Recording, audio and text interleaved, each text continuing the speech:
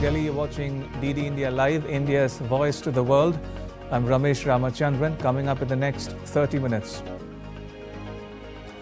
Donald Trump, set to be sworn in as U.S. President, will likely sign a number of executive orders on day one.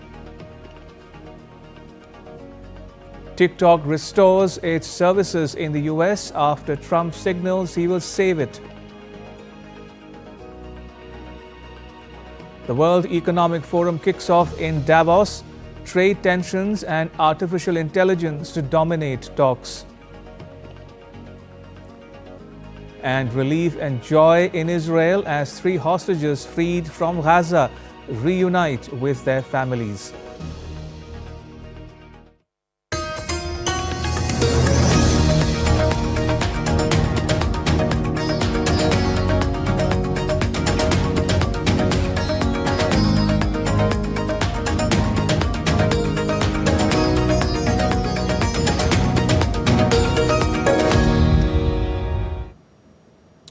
Donald Trump will be inaugurated as the 47th U.S. President in a star-studded event that will be attended by a galaxy of foreign dignitaries, including India's External Affairs Minister S. Jaishankar. The inauguration event was supposed to take place in front of the Capitol but was shifted indoors because of the freezing weather conditions in the wake of an Arctic blast.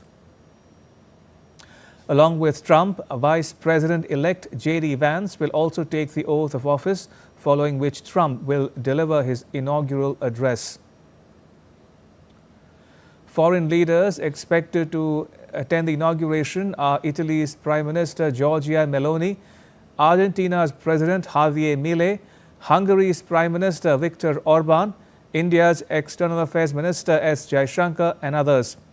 Russia's President Vladimir Putin was not invited, though Trump hinted at a separate meeting later. Israel's Prime Minister Benjamin Netanyahu and Ukraine's President Volodymyr Zelensky are also among the notable absentees. Earlier on Sunday, Donald Trump and Vice President-elect J.D. Vance laid a wreath at the tomb of the unknown soldier in Arlington National Cemetery, continuing a tradition for incoming leaders ahead of their inauguration. They were joined by their families, including Melania Trump and Usha Vance, along with National Security Cabinet nominees such as Senator Marco Rubio, Pete Hegseth, Elise Stefanik, and Doug Collins. On the eve of his inauguration, President-elect Donald Trump staged a campaign-style rally in frigid Washington, D.C. at the Capital One Arena, where he and his supporters celebrated his win.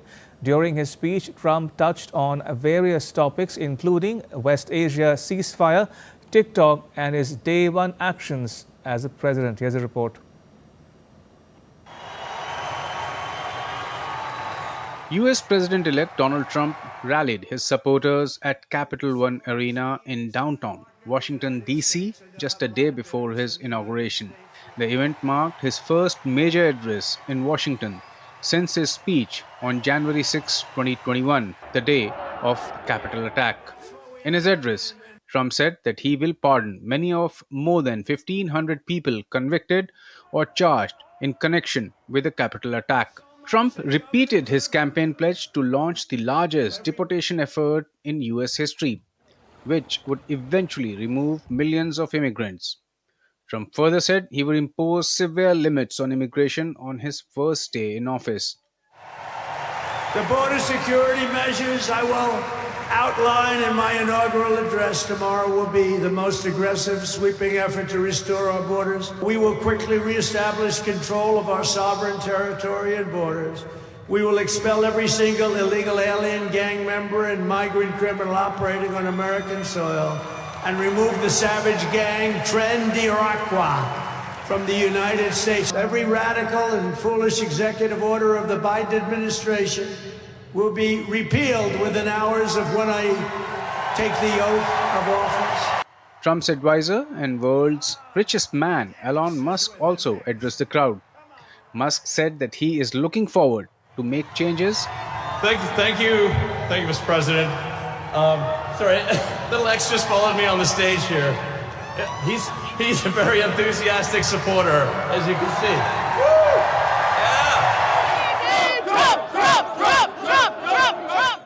Washington, D.C. is buzzing with thousands of Trump supporters as officials rush to ensure that the inauguration ceremony can go ahead indoors due to inclement weather. Supporters of Trump shared their disappointment about the inauguration ceremony being moved indoors because of unusually cold weather. Very disappointed because this was all last minute change, and I reserved right after the election, and because of the Los Angeles fires, we contemplated whether or not to come. We ended up deciding to come, and then we heard about the blizzard, so that was another reason why not to come, but it was just too important to miss it. So we ended up coming, and now we're just, winging it and seeing where we can go and what we can do. It's just great to meet all these people too. Actually, this is well worth it. I want to show Mr. Trump support. That's the most important thing. Otherwise, I wouldn't be this wet or this cold for any other person but Mr. Donald Trump. He deserves this. He deserves this position. He deserves to win. And I just want to be here to let him know that we care. This event has served as a capstone to one of the most remarkable comebacks in American political history. Trump, his loyal allies, and his political movements are joyous and promising fundamental change starting from the day he takes oath of office. And he will be back in this arena in less than 24 hours to address his supporters, but this time as the President of the United States of America. Bureau Report, BD India. It's a big day in Washington, D.C., but the inauguration of Donald Trump as President of the United States is a significant event, not only for Americans, but likely people around the world, including in Europe, one of the U.S.'s biggest trading partners. Lars Halter is with Deutsche Welle, and he joins me now from Berlin. Lars, how's Germany looking at today's events?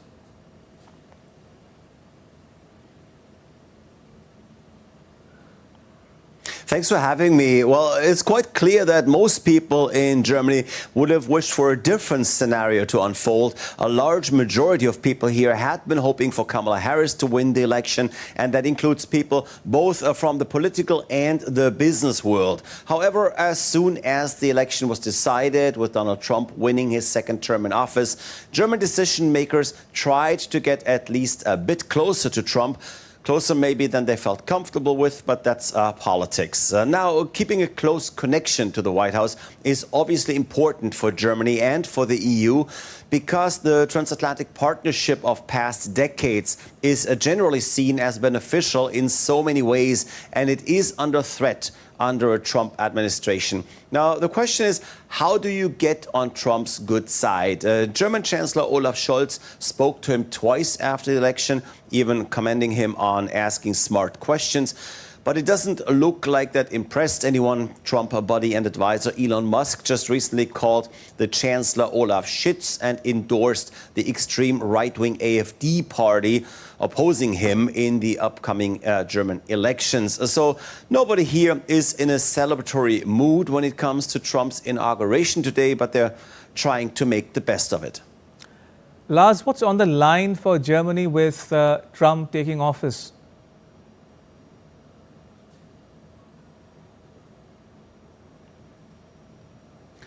Well, besides the geopolitical stability, it's mostly trade issues that are worrying Germany. As of last year, Germany has exported goods worth more than 150 billion euros to the United States. That is 10% of our total exports. Among the biggest German exporters to the U.S., by the way, is the pharmaceutical industry, with around a quarter of total exports. And then, of course, there's machinery, cars and trucks, and to a much lesser degree, we're also exporting chemicals and materials to the United States. Now, Germany's trade surplus with the U.S. has grown to over 60 billion euros, as our imports from the U.S. are quite a bit lower. And that is pretty much what Trump doesn't like. And he has announced a while ago that he will hit the EU and Germany too, of course, with massive tariffs that could be anywhere between 10 and 20% if we trust his campaign promises. It could be more too. I mean, who knows? Trump has made it clear what he wants to see. German companies as well as companies from other countries moving to the US and producing there instead of sending their goods over. And that, of course, could be dangerous for Germany. We would lose jobs here. Our economy would be weaker in a zero-sum game. The US is the winner. We would be the losers. And unfortunately, we know from Trump's first term and from everything he has said ever since that he is indeed viewing global politics and trade not in terms of strategic partnerships, but he does see everything as a zero-sum game. Right. Lars, thank you. Lars Halter reporting there from Berlin. In other news, Reliance Industries chairperson Mukesh Ambani and Reliance Foundation chairperson Neeta Ambani posed for a photograph with U.S. President-elect Donald Trump a day before his swearing-in ceremony in Washington, D.C. The Ambanis attended a private reception and fireworks display at the Trump National Golf Club in Virginia. Trump's inauguration ceremony will feature a number of high-profile attendees, and the Indian business tycoons will be one of the most notable names on the guest list. India's External Affairs Minister S. Jaishankar, who is in Washington, D.C. for the inauguration ceremony of U.S. President-elect Donald Trump, held meetings with his counterparts from Australia and Japan. In a social media post, Minister Jaishankar expressed happiness over his meeting with Japan's Foreign Minister Iwaya Takeshi. The two leaders reviewed progress in bilateral cooperation and also discussed developments related to the Quad. In another post, Minister Jaishankar said he enjoyed his discussion on the state of the world with Australian Foreign Minister Penny Wong. Quad grouping comprises India, Australia, Japan and the United States. It was a day of overwhelming emotions as 3 Israeli women held hostage for 471 days by Hamas finally made it back to their families.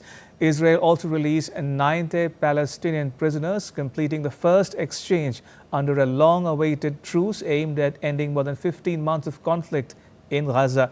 Here's a look at the heartwarming scenes as families on both sides celebrated long-awaited reunions with their loved ones.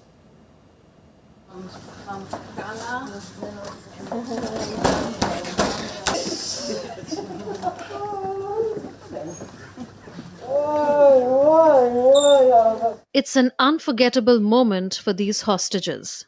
They're thanking their stars today as they have been waiting for this day since long. Emily, Romy and Doron are finally reuniting with their families. It's a beautiful day. After so long, we got a beautiful day. There is 3 hostages, young hostages returning home. After being handed over to the Red Cross by Hamas in a crowded Gaza square, the 3 hostages were flown back to safety by Israeli security forces.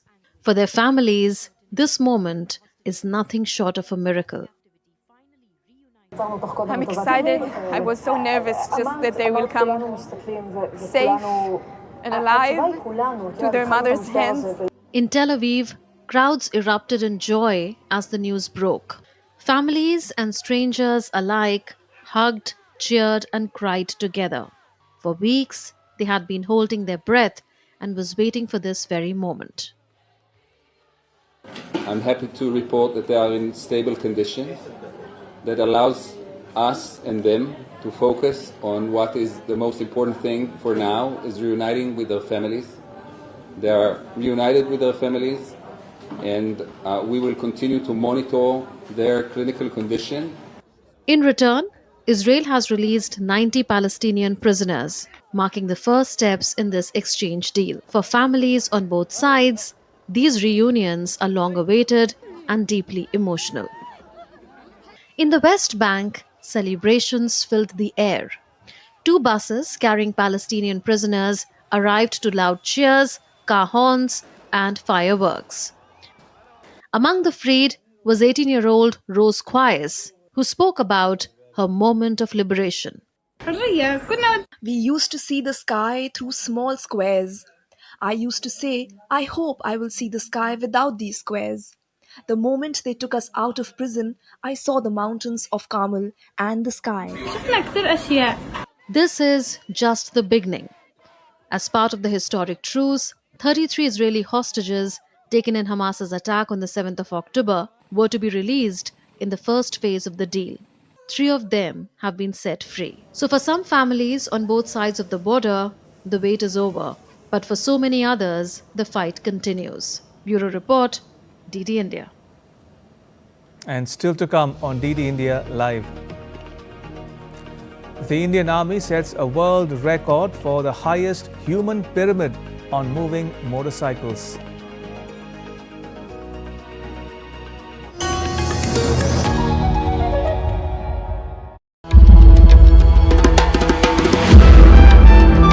Timeless, boundless, and infinite. The essence of faith, the soul of Sanatan culture, from the sacred confluence of Prayag, where divinity descends to earth. Witness the grandeur, the devotion, the magic, world's largest cultural and spiritual gathering, with over 450 million devotees expected to attend. Mahakumbh, India's greatest festival of faith. Exclusively on DD India.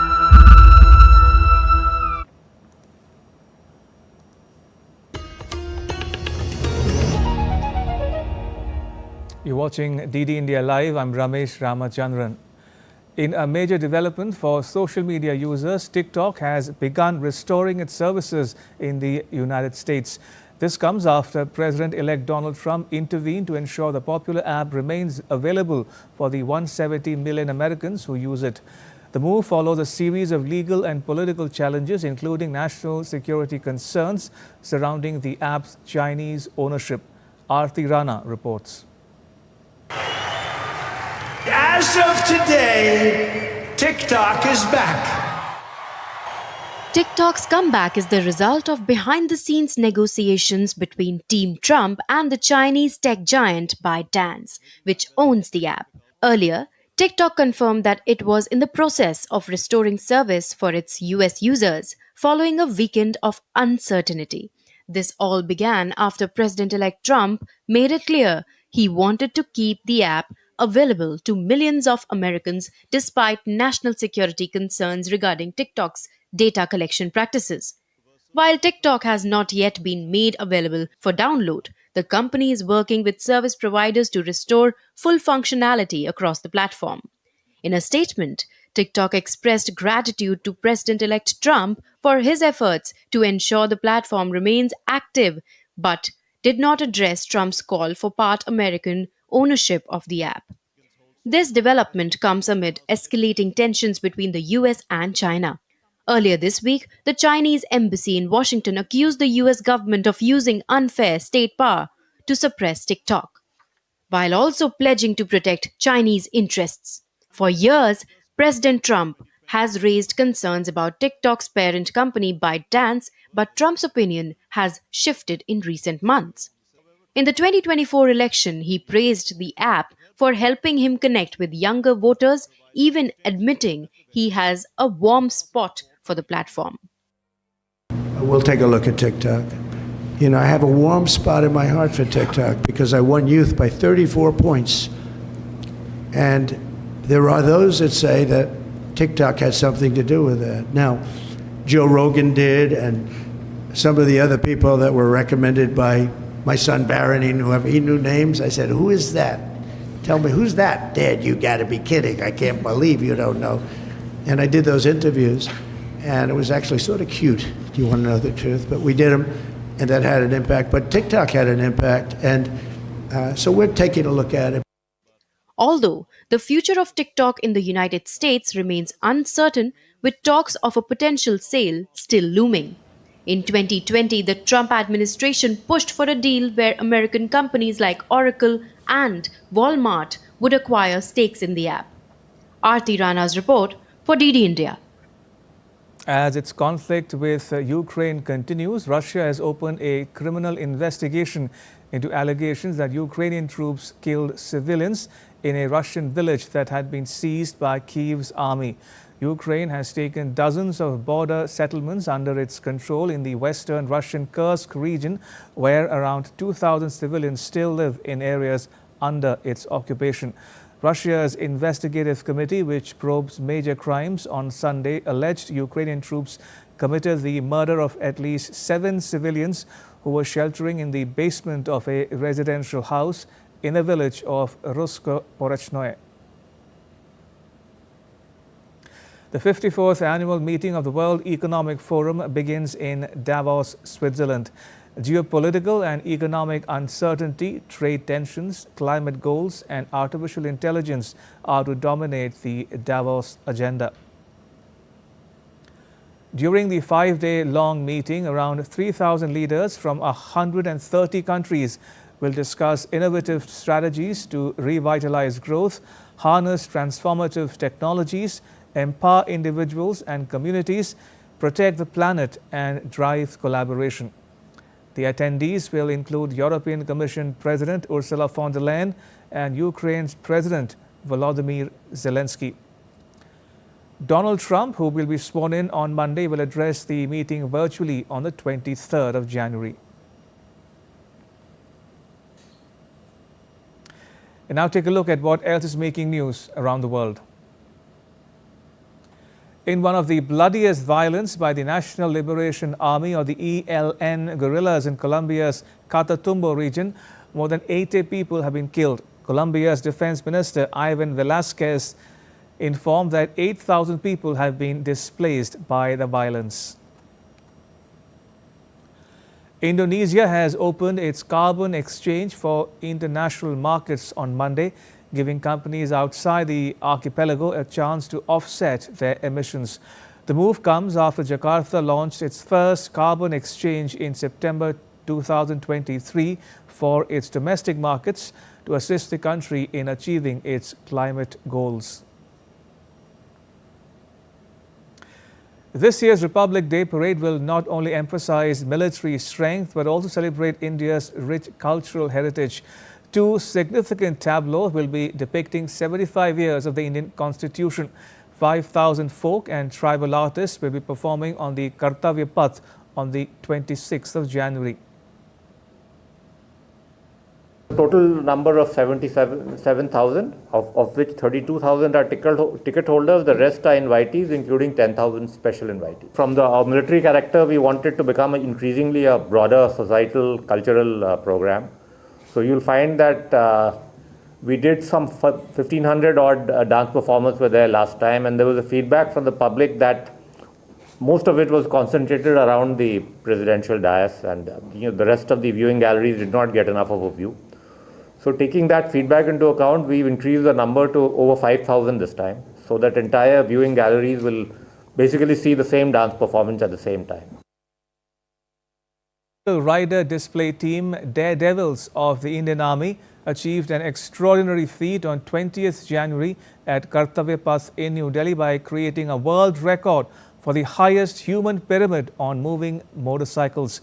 The formation, measuring an impressive 20.4 feet and comprising 40 men on 7 motorcycles, covered a distance of 2 kilometers on Kartavya Path from Vijay Chowk to the India Gate. With its latest achievement, the team now boasts an incredible 33 world records, including entries in the Guinness Book of World Records, Asia Book of Records, and the Limca Book of Records. Defense Minister Rajnath Singh inspected the DG-NCC RDC Camp 2025 in Delhi Cantonment on Monday. After a spectacular show of the NCC cadet band from the northeastern state of Mizoram, the cadets also gave musical and dance performances on stage reflecting the cultural richness of India. The minister gave medals and certificates to outstanding cadets. While addressing them on the occasion, the minister praised the NCC cadets for ensuring a bright future for the country.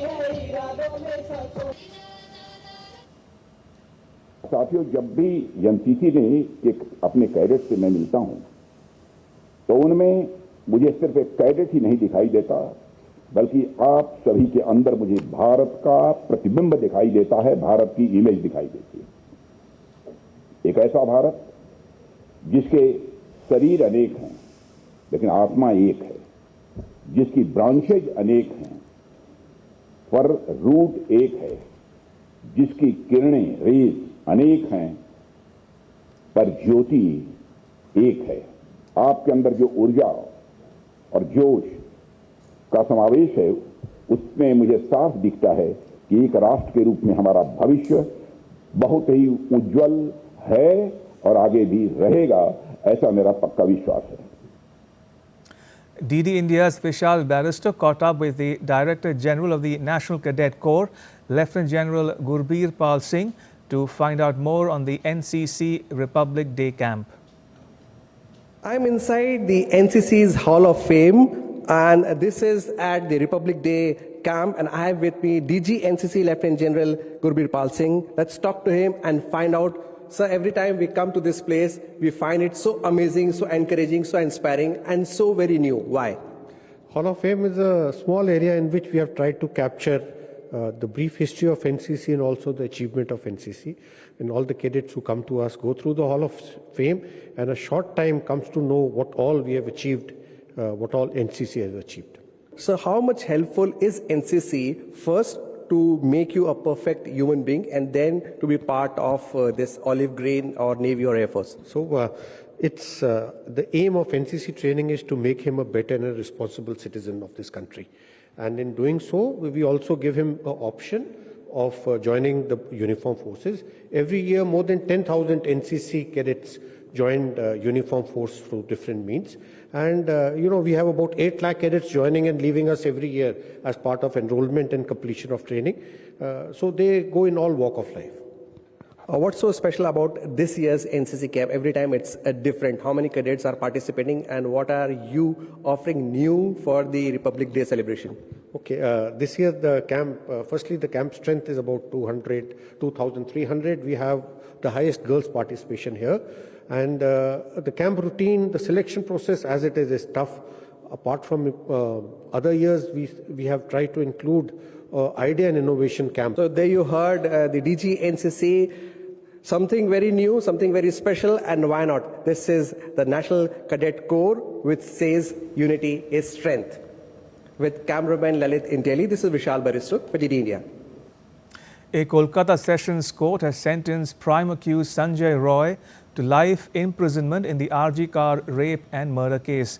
Sessions Judge Anirban Das also held that the state government will have to pay the victim's family compensation of 17 lakh rupees. Sanjay Roy was declared guilty in the case by the court on Saturday last week. The body of the PGT doctor was recovered from a seminar hall of the RG Kaur Medical College on 9th of August last year. Sanjay Roy was arrested by the Kolkata police on the 10th of August. That's all for this edition of DD India Live. Let us know your thoughts on the news of the day.